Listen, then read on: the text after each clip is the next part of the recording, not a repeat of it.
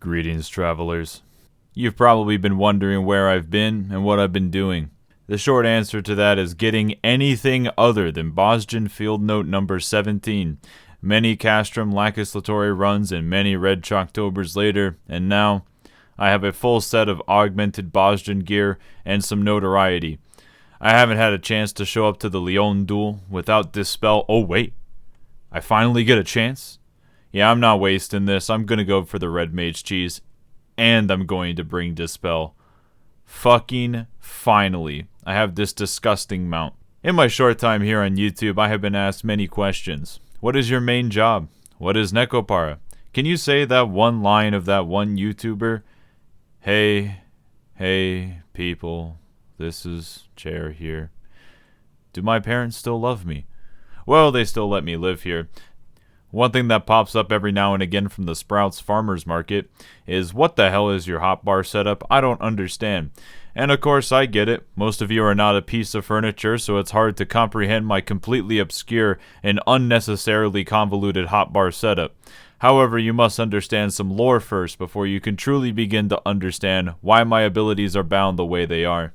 This will only apply to playing on mouse and keyboard. This game is extremely playable on controller. And there are many other creators who have made guides to controllers in the past. If you want a controller guide, I'd recommend watching anyone who plays the game on controller, unlike me. Now, to begin my origin story, allow me to first consume some special creative juice. Please drink responsibly.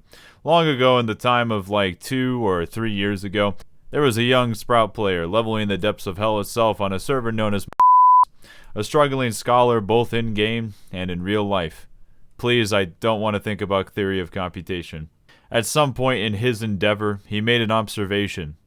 Every button in my hotbar past number 5 is a complete pain to reach, and I'm clicking on most of my abilities to use them, which seems like a bad habit.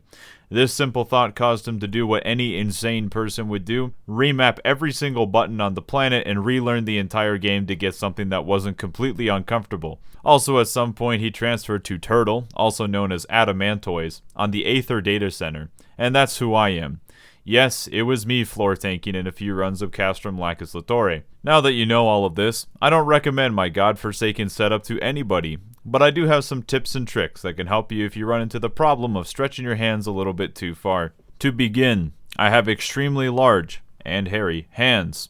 On the plus side, I'm extremely self-conscious about it, since it was a topic that my middle school bullies like to constantly bring up, and knowing that the majority of the internet is made up of similar demographics, this should answer your question of why I don't like showing up on camera. And from the few clips that I do have of myself, you can watch my stupid April Fool's video if you want a face reveal. Lo and behold, it's the exact same jokes I've heard over and over and over for the last 10 years. I'm sure that some of you would say, why not just shave it off? But that would mean that they win. Thanks to my massive hands, I can comfortably reach keys a little bit further than some people. That's about it. Even with that genetic advantage, I still don't like reaching very far. So I started by adding some extra keys close to WASD. Personally, I use strafe on A and D, and my mouse to move the camera around for that type of movement. It honestly doesn't matter if you prefer strafe or turn. Both will work, but since I don't actively use both of them, I simply rebound turn camera into ability buttons.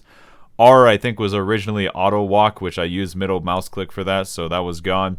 And I don't remember what T was used for in the past. So from that, I now have my new core buttons. 1 through 5, Q, E, R, T, and F. I don't remember why I liked F.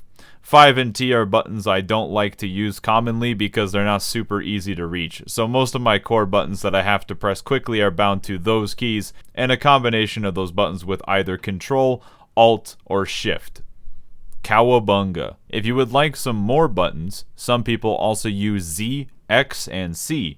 But I use Z to unsheath my weapon, which is actually important to not die to the pyretic effect, so I like to keep that one bound, and I do actually use all those buttons for their default purpose.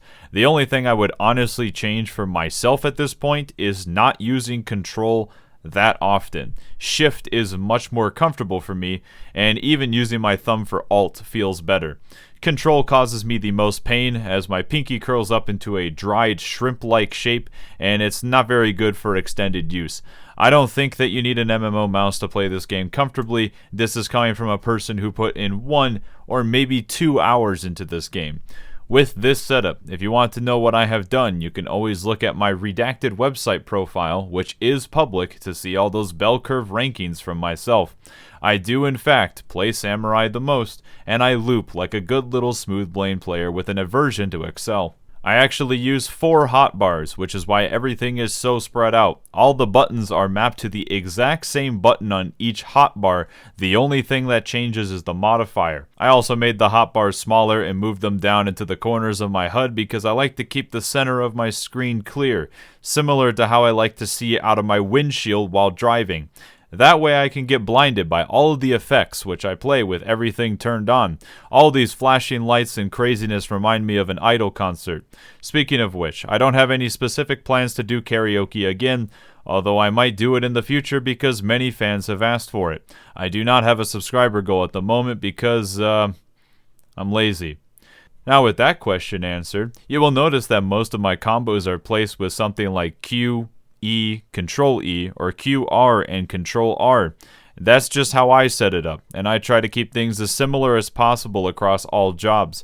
If you look at my healers, the default buttons are all in the same place. To be fair, whatever bindings you choose are going to be the best because there is no wrong way to use key bindings. Taking the time to relearn everything, though, to find something that's more comfortable can be very useful for your longevity in this game.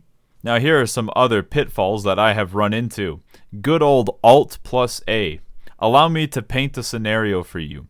You're moving for a mechanic, but you're also pressing an ability that you have bound to an Alt plus a button combination. Then you also press the A button to move, and congratulations, you're now typing in Alliance chat and you're dead on the floor. Honestly, if they just replaced Alt-A with a self-destruct button, it would have been a lot nicer to remove the intermediate steps. I have unbound any button combination default that involves using WASD for this reason. Here is also the setting that I use for making all the empty slots on my hotbars invisible, and I also use the legacy camera controls as of now, which is not what I always have used in the past. The biggest difference for camera controls is how moving backwards works.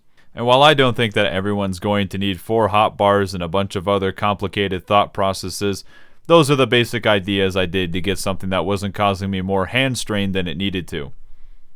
As for some last questions that I don't really feel like randomly interjecting into the script, I am aware that Asmongold has watched my videos on his stream. Yes, I was fortunate enough to have Asmongold extend his nipples down from the heavens, and right as I went to receive his humble blessing, he turned to me and said, "Did you know you can equip 2 of the same poetic rings at level 50, 60, and 70? Other creators have also pointed more eyes at me, and I am grateful for all the help it has given me when growing this channel. Also, yes, I did intentionally leave Dragoon out of my job tier list video. That was the joke. It's not very funny when I explain it directly. What other Final Fantasy games do you like, Chair? No. Do you have any comments on the new $30 mount? After some deliberating, I have decided it is not very fun to turn an iconic character into a Mog Station mount. If people get complacent with this kind of stuff all the time, Square Enix could very easily start putting all the potential iconic mount ideas behind a paywall, which is just something to be wary of, even if they don't do that right now.